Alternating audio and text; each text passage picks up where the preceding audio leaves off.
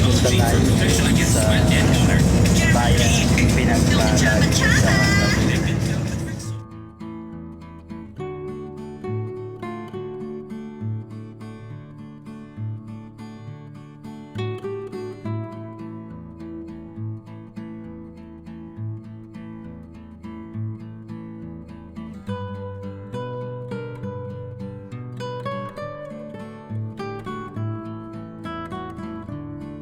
Na nga tayo ngayon sa bayan ng Pila, ang bayang Pinagpala dito sa Laguna kasi noong panahon daw nung World War II, isa ito sa mga bayang hindi nasalanta ng pagbobomba ng mga Hapon.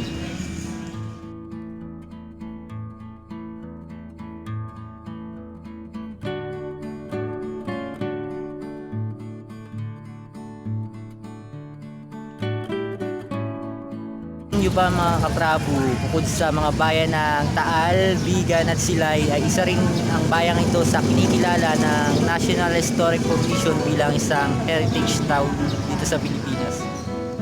Tara, samahan nyo akong libutin ang bayang ito para makita natin yung mga lumang bahay dito sa bayan ng Pila.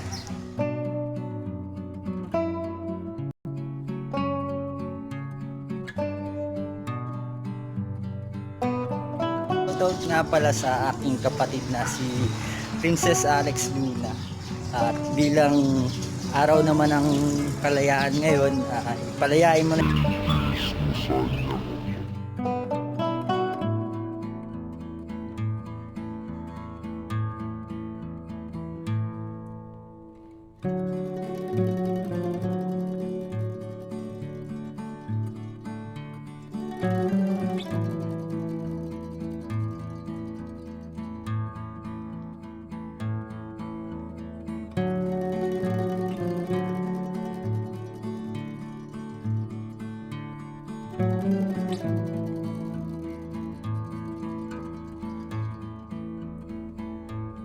Shoutout din pala kay na parin Jonas at sa kanyang asawa na si Donna na nag-celebrate ng first year anniversary nila bilang mag-asawa.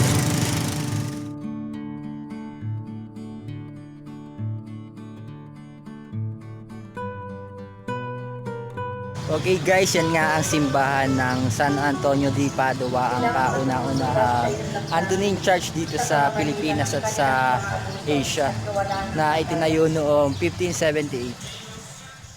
Dito sa iyong bayan, subalit sa simulay hindi ka tinanda.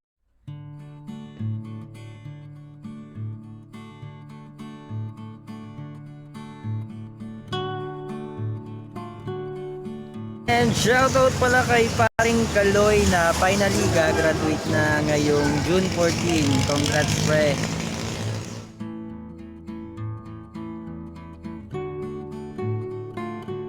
Pa-shoutout din pala kay Maring Sherry Ann.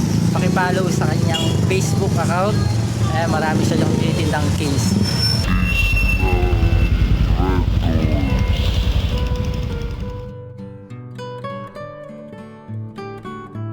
So ayun nga guys, ayos naman yung naging experience natin dito sa Pila, Laguna. Kitang-kita natin talaga yung struktura ng mga lumang gusali at bahay dito na talagang na-preserve nila.